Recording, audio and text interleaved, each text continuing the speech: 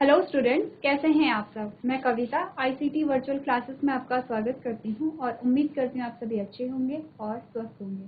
तो क्लास हम कंटिन्यू करेंगे chapter number 10 that is reaching the age of adolescence. हम पढ़ रहे थे यहाँ पे एडोलसेंस के बारे में, यानी कि किशोर अवस्था के बारे में, और इसमें हमने काफ़ी सारे टॉपिक को कवर कर लिए। तो आज हम इसके आगे का जो टॉपिक है वो कंटिन्यू करेंगे। तो आइए स्टार्ट करते हैं। तो प्रीवियस लेक्चर में हमने पढ़ा था हार्मोन्स के बारे में, और हार्मोन्स के बारे में हमने क्या क्या जाना था। हमने कहा था कि ये केमिकल्स होते हैं जो हमारी ग्लैंड्स के द्वारा सिक्रीट होते हैं, एज अ मैसेंजर काम करते हैं, यानी कि संदेश वाहक का काम करते हैं, और एक सेल से दूसरी सेल में मैसेंजर को पास करते हैं, और कुछ स्थायी परिवर्तन को ये लेके आते हैं। यहाँ तक की बात हम कर चुके थे, और आज हम इसके आगे का टॉपिक स्टार्ट करेंगे। तो क्या हमने पढ़ा है, आज हम पढ़ेंगे reproductive phase of a life human, यानी कि हम देखेंगे कि मानव में जीवन का प्रजनन चरण, यानी कि मानव का जो जीवन होता है उसमें उसका जो प्रजनन का जो चरण होता है या फिर रिप्रोडक्टिव फेज होती है, उसमें हम क्या देखते हैं। तो आप पढ़ेंगे the ability of a reproduction of gametes in human last until a certain time period only. This time period varies between mails and females, यानी मनुष्यों में युग्मकों के उत्पादन की क्षमता निश्चित समय अवधि तक ही रहती है। क्या बता रहे हैं यहाँ पे, रिप्रोडक्शन की बात हो रही है। अब आपको और ज़्यादा समझ आ रहा होगा कि क्यों हमने इससे पहले रिप्रोडक्शन का चैप्टर पढ़ा था, क्योंकि यहाँ पे जो रिप्रोडक्शन से रिलेटेड कुछ टॉपिक यहाँ पे आएंगे, जिसमें इसके जस्ट बाद हम पढ़ेंगे कि जो सेक्स डिटर्मिनेशन होता है, यानी कि जो लिंग निर्धारण होता है वो किस प्रकार से होता है। किसकी बात कर रही है, रिप्रोडक्शन की। क्या होता है रिप्रोडक्शन, हमने कहा था सिंपली कि किसी भी जीव के द्वारा अपने ही समान नई संतति उत्पन्न करने की जो प्रोसेस है, जो प्रक्रिया है, उसे हम क्या कहते हैं, प्रजनन कहते हैं। अब यहाँ पे प्रजनन यानी कि रिप्रोडक्शन से पहले गैमीट का फॉर्मेशन होता है, और किस प्रकार के रिप्रोडक्शन में होता है, सेक्सुअल रिप्रोडक्शन की जब हमने बात की थी, हमने कहा था गैमीट का फॉर्मेशन होगा। तो यहाँ पे हमें बता रहा है कि जो मनुष्य है, मनुष्यों में जो युग्मकों का उत्पादन है, यानी कि जब भी गैमीट का फॉर्मेशन होगा तो उसका एक निश्चित समय अवधि, यानी कि क्या होता है, एक टाइम पीरियड फिक्स रहता है किस चीज के लिए, गैमीट के फॉर्मेशन के लिए। अब मनुष्यों से क्या मतलब है, मनुष्यों में मेल और फीमेल दोनों की यहाँ पे बात की गई है। नेक्स्ट क्या हुआ, ये समय अवधि पुरुषों और महिलाओं के बीच भिन्न होती है। यानी क्या आपको बता रहे हैं कि गैमीट का फॉर्मेशन होगा तो गैमीट के फॉर्मेशन की एक निश्चित अवधि होती है, यानी ऐसा नहीं होगा कि कोई न्यू बॉर्न है उसमें अभी से गैमीट का फॉर्मेशन हो रहा है, या फिर ओल्ड एज में भी वहाँ पे गैमीट का फॉर्मेशन हो रहा है। उसकी निश्चित उम्र होती है, निश्चित एज होती है, निश्चित एक अवधि होती है, और ये जो अवधि होगी या फिर ये जो टाइम पीरियड होगा, ये अलग अलग होता है मेल और फीमेल में। यानी मेल में ये जो टाइम पीरियड है वो अलग होता है और फीमेल में अलग होता है। यही आपको बताया जा रहा है किस चीज़ के बारे में, कि जो रिप्रोडक्टिव पीरियड है, यानी कि प्रजनन का जो फेज है वो कब आता है। तो कब आता है, दोनों में अलग अलग होता है। ऐसा नहीं है कि जब यहाँ पे मेल में गैमीट, जिस अवस्था में मेल में गैमीट का फॉर्मेशन हो रहा है उसी अवस्था में फीमेल में भी गैमीट का फॉर्मेशन हो रहा है। यहाँ तक की बात क्लियर है। नेक्स्ट जो हमारे पास हेडिंग आती है उसमें हमने देखा, अब हम देखते हैं कि जो फीमेल है, फीमेल में जो रिप्रोडक्टिव फेज होता है वो किस किस प्रकार से आता है। तो यहाँ पे हमने क्या देखा, हमने देखा it begins from the age of 10 to 12 years and last till the age of 40 to 45 years, यानी कि यह 10 से 12 वर्ष की आयु से शुरू होती है और 45 यानी 45 से 50 वर्ष की आयु तक रहती है। इसके बारे में हम पढ़ रहे हैं जो रिप्रोडक्टिव फेज है वो फीमेल में हम पढ़ रहे हैं। फीमेल में रिप्रोडक्टिव फेज में हमने क्या देखा, हमने देखा कि रिप्रोडक्टिव जो फेज है, जो प्रजनन का जो चरण है, वो कहाँ से शुरू हो रहा है, 10 से 12 वर्ष की उम्र से शुरू हो जा रहा है, और कब तक हो रहा है, 45 से 50 वर्ष की उम्र में। अब इस उम्र के बीच में क्या होता है, यहाँ पे सेक्सुअल मैच्योरिटी आती है, और जो यहाँ पे सेक्सुअल फेज हम इसे कहते हैं, या रिप्रोडक्टिव फेज हम इसे कहते हैं। ये बात क्लियर है। लेकिन हमने क्या कहा, हमने कहा when females hit puberty the eggs और ओवा स्टार्ट गेटिंग मैच्योर, यानी कि जब महिलाएं युवा अवस्था में आती हैं तो अंडे या अंडाणु परिपक्व होने लगते हैं। अब देखिए यहाँ पे अगर हम कहें कि प्रजनन का जो चरण है या फिर रिप्रोडक्टिव फेज हम जिसे कह रहे हैं, इसका मतलब क्या होता है कि मेल और फीमेल दोनों में ही गैमीट बनने शुरू हो गए हैं। देखिए, हमने बात क्या की थी, हमने कहा था कि जो प्रजनन अंग होते हैं या जो प्रजनन तंत्र होता है वो तो पहले से ही होगा जब वहाँ पे बॉडी का फॉर्मेशन हो रहा है, यानी कि पूरे शरीर पूरे अंगों का निर्माण हो रहा है, तो वहाँ पे रिप्रोडक्टिव ऑर्गन का भी निर्माण हो गया। अभी क्या हो रहा है, अभी यहाँ पे गैमीट का फॉर्मेशन होगा। गैमीट हमने क्या कहा था, हमने कहा था, ये बात हम बहुत बार कर चुके हैं और आपको ये बात अब याद हो जानी चाहिए कि मेल और फीमेल जब हम सेक्सुअल रिप्रोडक्शन की बात करते हैं और हमने कहा जब फर्टिलाइजेशन यहाँ पे होगा, तो हमने कहा यहाँ पे पहले गैमीट का फॉर्मेशन होगा, मेल गैमीट का, और फीमेल से होगा फीमेल गैमीट का फॉर्मेशन। यहाँ तक की बात क्लियर है। अब मेल गैमीट को हम क्या कहते हैं, स्पर्म कहते हैं, और फीमेल गैमीट को हम क्या कहते हैं, ओवा कहते हैं या एग कहते हैं। हमने क्या कहा, हमने कहा मेल गैमीट को हमने स्पर्म कहा और इसे हमने एग कहा या फिर ओवा कहा।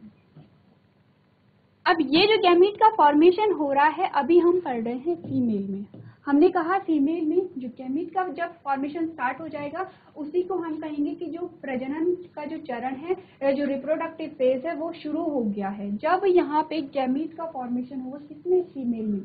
अब हमें बताया गया है कि फीमेल में ये जो गैमीट का फॉर्मेशन हो रहा है ये कब शुरू होता है, ये हमें बताया गया है। तो फीमेल की जब हमने बात की थी, हमने कहा था 10 से 12 साल की जब उम्र होती है किसकी, फीमेल की, तब यहाँ पे गैमीट का फॉर्मेशन शुरू हो जाता है, यानी कि जो प्रजनन की जो अवस्था है वो शुरू हो जाती है। और लास्ट कब तक बनी रहती है, हमने कहा जब 45 से 50 वर्ष की आयु होती है तब तक बनी रहती है, किसमें, फीमेल में।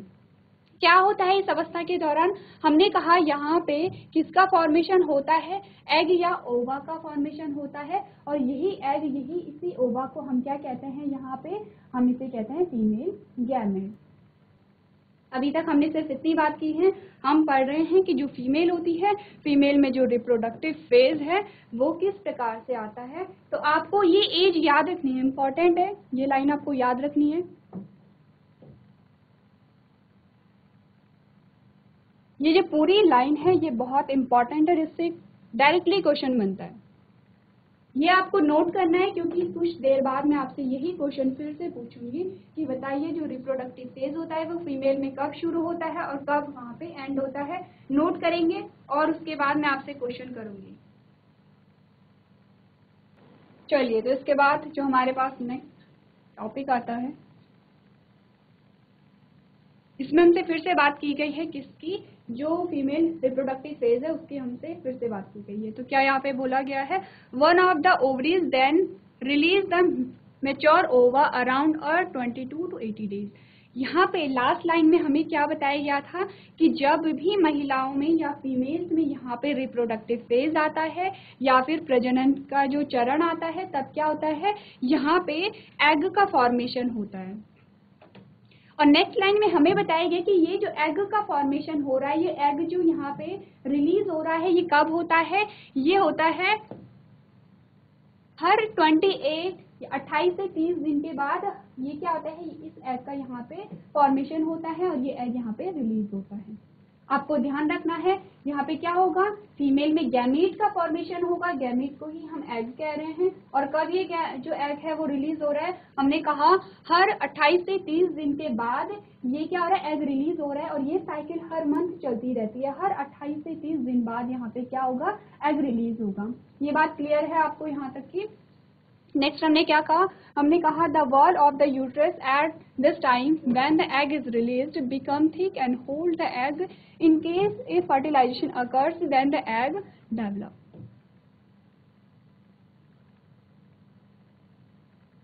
अब हम क्या करेंगे, हम फर्टिलाइजेशन को डिटेल में नहीं पढ़ रहे हैं क्योंकि हम पढ़ चुके हैं कि फर्टिलाइजेशन में क्या हो रहा है, क्या हो रहा है। सिंपली क्या बात की थी हमने यहाँ पे, सिंपली हमने सिर्फ इतना कहा था कि यहाँ पे जब इनका फ्यूजन होगा तो यहाँ पे एक सेल बनेगी और हमने जिसे क्या कहा था, गैमीट कहा था, इसी को ही हम फर्टिलाइजेशन कह रहे थे।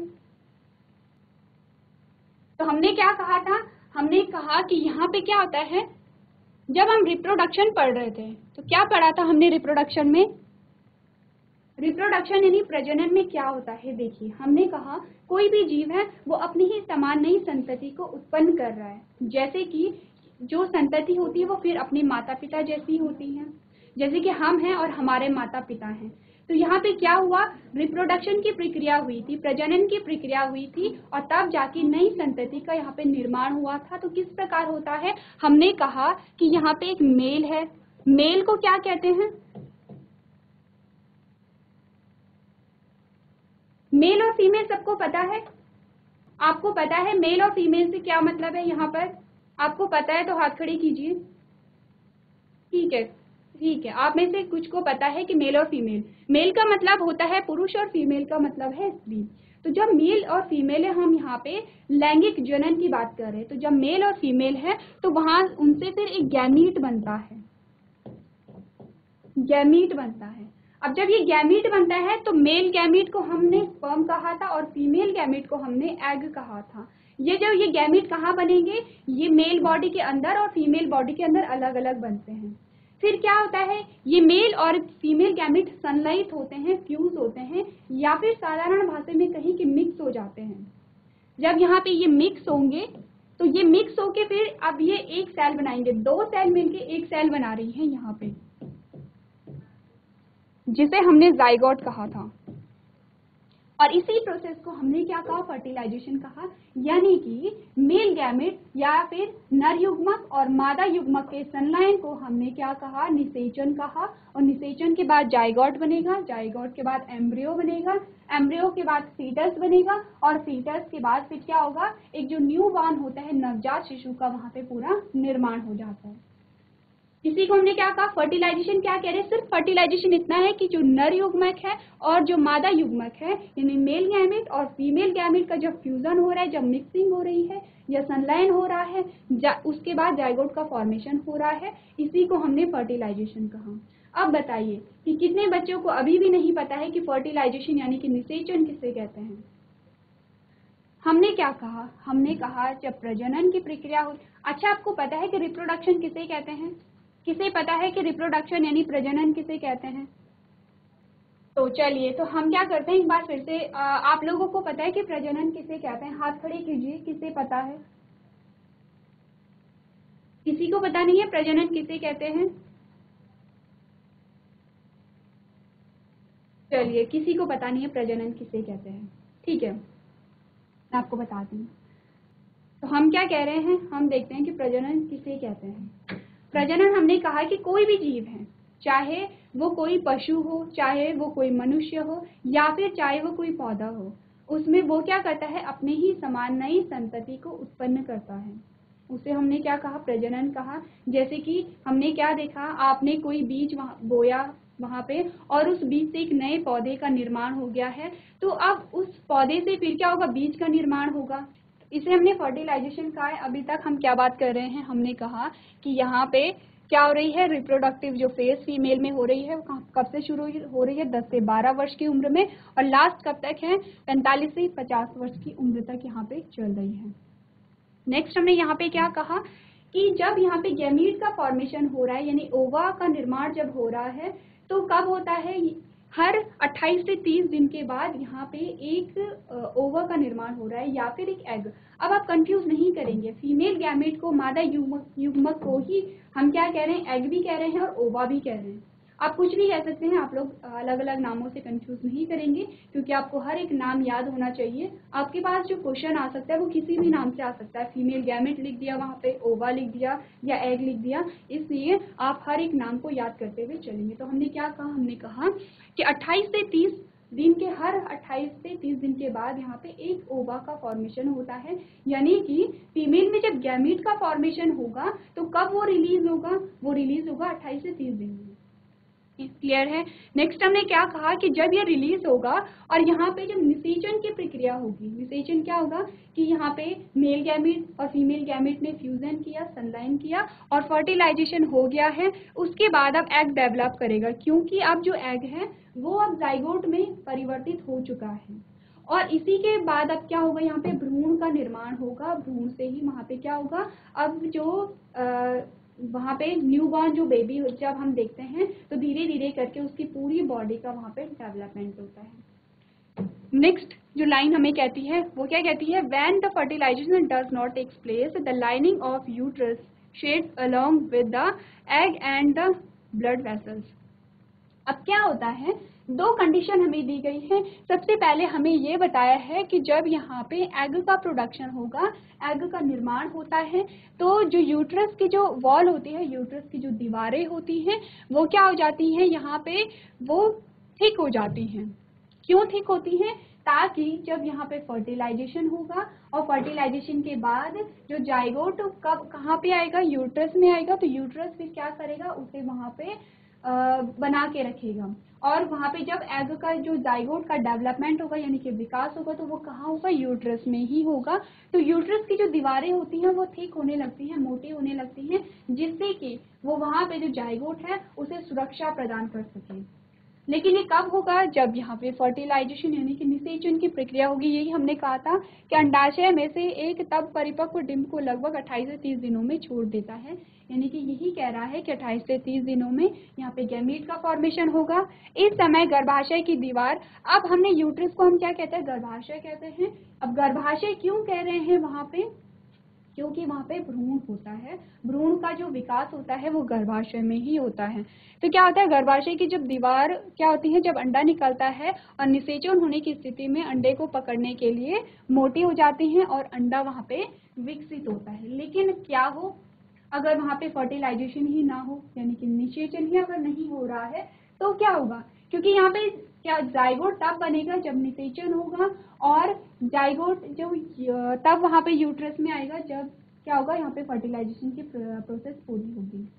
तो क्या हुआ, यहाँ पे फर्टिलाइजेशन नहीं हुआ तो क्या होता है, जब निषेचन नहीं होता है तो अंडे और रक्त वाहिकाओं के साथ साथ गर्भाशय की परत भी वहाँ पे क्या हो जाती है, डिस्ट्रॉय हो जाती है।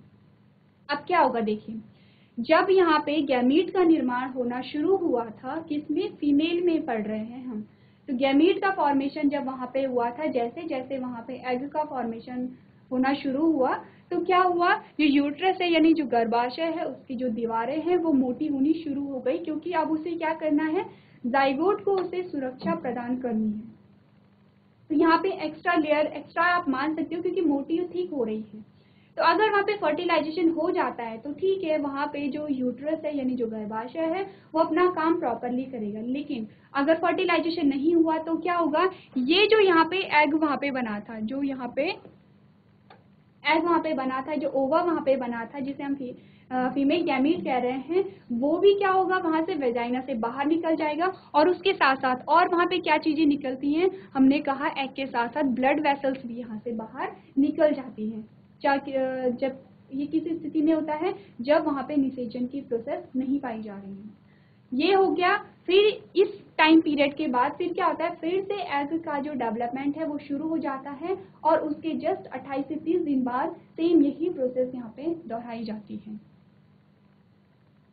नेक्स्ट हमने क्या कहा, दिस रिजल्ट इन मेंस्ट्रुएशन और ब्लीडिंग इन फीमेल। अब क्या हो रहा है, हमने कहा कि जब फीमेल गैमेट बनी, फीमेल गैमेट का जब प्रोडक्शन हुआ, वहाँ पे निषेचन की प्रक्रिया नहीं हुई, तो फीमेल गैमेट अब रिलीज हो गई है बाहर, फीमेल बॉडी के बाहर रिलीज हो गई है, और उस गैमेट के साथ साथ वहाँ पे ब्लड भी रिलीज होगा। ब्लड क्या है, वहाँ पे जो यूट्रस यानी कि जो गर्भाशय की जो दीवार थी, जो थिक हो गई थी, वो दीवार भी वहाँ पे बाहर निकल जाएगी, क्योंकि उसका कोई कार्य है ही नहीं जब बॉडी में, तो अननेसेसरी वो बॉडी के अंदर नहीं रह सकती है। हम यही तो पढ़ते आ रहे हैं अभी तक, जिस चीज का हमारी बॉडी में कोई कार्य है, जिस चीज का कोई फंक्शन है, हम उसी को करते हैं। अगर कोई चीज का, किसी चीज का यहाँ पे फंक्शन नहीं है तो ना ही वो हमारी बॉडी में एग्जिस्ट करती है, यानी कि ना ही हमारी बॉडी में रहती है और ना ही हम उसकी स्टडी करते हैं। तो हमने क्या कहा कि यूट्रस का काम, जो यूट्रस की जो वॉल थी, गर्भाशय की जो दीवार थी, उसका काम क्या था, जो भ्रूण था उसे सुरक्षा प्रदान करना। यहाँ पे भ्रूण नहीं बना तो वो जो दीवार थी वो भी अब क्या है, जो एग के साथ बॉडी से बाहर निकल गई है, और इसी को ही हमने मेंस्ट्रुएशन कहा था, और या फिर इसे हम क्या कहते हैं, ब्लीडिंग इन फीमेल कहते हैं। यहाँ तक की बात क्लियर है। तो यही हम कह रहे हैं कि ये जो प्रक्रिया है, इसी प्रक्रिया को हम रिप्रोडक्टिव फेज कह रहे हैं, और यही प्रक्रिया 10 से 12 साल की उम्र में शुरू हो रही है और 45 से 50 साल की उम्र तक होती रहती है।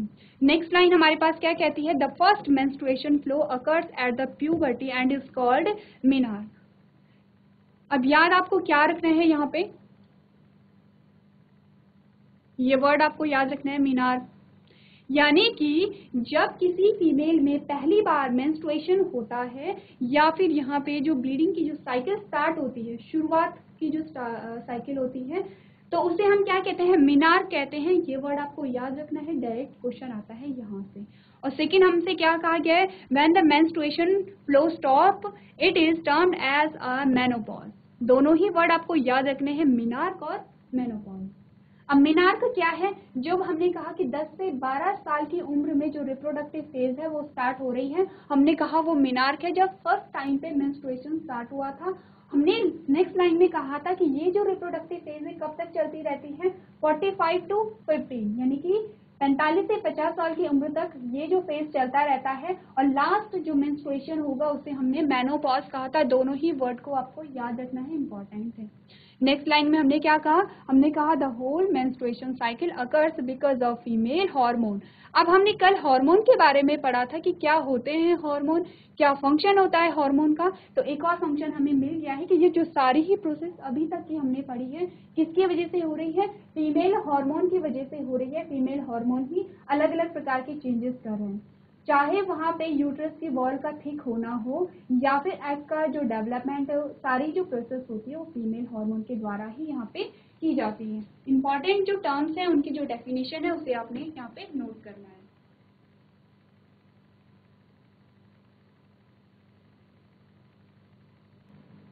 चलिए, तो इसके बाद जो हमारे पास नेक्स्ट हेडिंग आती है वो है determination the sex of the body. यानी कि किसी भी बच्चे में, किसी भी जीव में लिंग का निर्धारण किस प्रकार से होता है, अब हम वो देखेंगे। तो ये पढ़ने से पहले हम पहले सीख लेते हैं कि किस प्रकार से यहाँ पे क्या हो रहा है, सेक्स डिटर्मिनेशन हो रहा है। जैसे कि आपने सुना भी होगा अपने आसपास कि जैसे कभी भी न्यूबॉर्न होता है तो उसकी माता को कह दिया जाता है कि वहाँ पे लड़का या लड़की होने के लिए जो उत्तरदायी है वो वही है। तो आज हम एक्चुअल में जानेंगे कि यहाँ पे जो लिंग का निर्धारण हो रहा है उसके लिए कौन रिस्पॉन्सिबल है, कौन उत्तरदायी है। बहुत इजी है, आपको ध्यान से देखना है क्योंकि आपके बुक में दिया गया है कि किस प्रकार से वहाँ पे जो सेक्स डिटर्मिनेशन है वो हो रहा है। सिंपली हम क्या लेंगे यहाँ पे, मेल और female.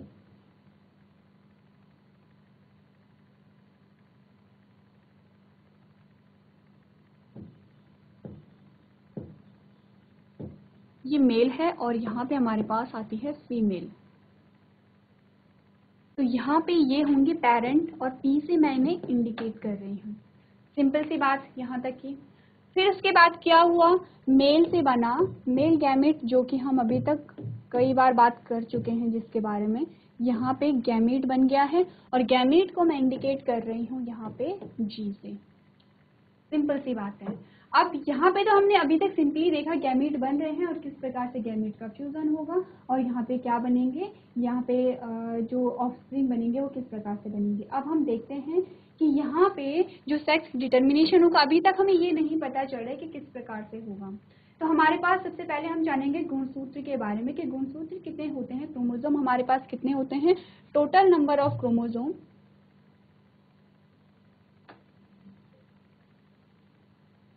Total number of chromosome 46 होते हैं। यानी कि इन्हें हम क्या कहते हैं, 23 जोड़ी भी कहते हैं, 23 जोड़ी कहते हैं। उसमें से हमने कहा कि 22 जोड़ी जो होते हैं वो सब में समान होते हैं, चाहे मेल हो या फीमेल हो, सब में समान होते हैं। और एक जोड़ी जो होती है उसे हमने क्या कहा, ये जो एक जोड़ी क्रोमोजोम है वही निर्धारित करती है कि यहाँ पे बॉय होगा या गर्ल होगा। और ये एक जोड़ी क्या होती है, मेल और फीमेल में अलग अलग होती है। अगर हम बात करें मेल की तो मेल में ये होते हैं XY, और अगर फीमेल की बात करें तो फीमेल में होते हैं XX। ये आपको ध्यान रखना है, आपको ये तीनों चीजें याद रखनी है कि 23 जोड़ी हमारे पास क्रोमोजोम होते हैं। 23 जोड़ी का मतलब है कि 46 हमारे पास क्रोमोजोम होते हैं। 22 जोड़ी समान होते हैं। 22 क्रोमोजोम की बात नहीं की गई है, 22 पेयर की बात की गई है, 22 जोड़ी की बात की गई है। उसमें से एक जोड़ी क्या होती है, अलग होती है, मेल में अलग होगी और फीमेल में अलग होगी। किस प्रकार से अलग होगी, हमने कहा मेल में होता है XY और फीमेल में होता है XX। अब बनेंगे गैमीट। गैमीट बनेंगे। यहाँ पे 2 प्रकार के गैमीट बनते हैं और फीमेल में गैमीट तो यहाँ पे भी 2 बनेंगे, लेकिन एक ही प्रकार का बनेगा, यानी XX ही बनेगा। यहाँ पे भी 2 बनेंगे लेकिन अलग अलग प्रकार के बनेंगे, यानी एक गैमीट तो बना X और एक गैमीट बना Y, जबकि यहाँ पे दोनों ही गैमीट क्या बनेंगे, X बनेंगे। क्लियर है यहाँ तक की बात? हमने कहा ये मेल है, ये फीमेल है, यानी कि ये पिता है और ये माता है।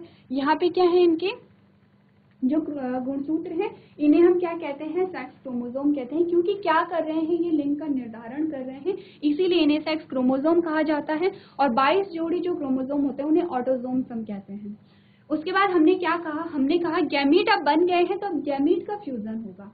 अब देखिए, जब गैमीट का फ्यूजन हो रहा है तो ये जो प्रोसेस है ये नेचुरल प्रोसेस है, प्राकृतिक रूप से ये प्रोसेस चलती रहती है, यानी कि यहाँ पे कौन गैमीट किसके साथ फ्यूज होगा, ये जो प्रोसेस है ये टोटली नेचुरल होती है। तो हम क्या करेंगे, यहाँ पे फ्यूजन अगर हम करेंगे, हमने कहा इस x का इस x के साथ जब फ्यूजन हुआ तो XX बना, फिर हमने कहा इस x का जब इस x के साथ फ्यूजन हुआ तो भी यहाँ पे XX बना, फिर हमने कहा इस y का इस x के साथ जब फ्यूजन हुआ तो XY बना, और जब इस y का इस x के साथ फ्यूजन हुआ तो फिर से XY बना।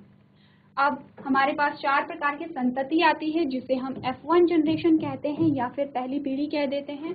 तो हमने क्या कहा था, फीमेल जब होगी तो हमने उसे XX कहा था, तो ये भी यहाँ पे क्या है, फीमेल है, ये भी यहाँ पे क्या है, फीमेल है, और ये दोनों यहाँ पे क्या है, मेल है। यानी कि क्या हुआ, यहाँ पे 2 गर्ल हुई और 2 बॉय हुए। अब यहाँ पे हमें ये बताना है कि ये जो लिंग का निर्धारण है ये किस पे निर्भर करता है।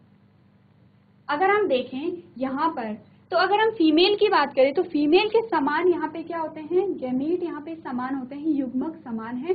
तो फीमेल का कोई भी गैमीट अगर बच्चे में जाए तो वो क्या होगा, उससे फर्क नहीं पड़ता है। लेकिन यहाँ पे जो मेल है, जो पिता है, उसके जो गैमीट है वो यहाँ पे निर्धारित करते हैं कि यहाँ पे गर्ल होगा या फिर बॉय होगा। किस प्रकार से करते हैं, देखिए, अगर यहाँ पे जो मेल है, जो फादर है, उसका X क्रोमोसोम आगे जाता है, क्योंकि एक X तो यहाँ से आना है, ये तो निर्धारित है।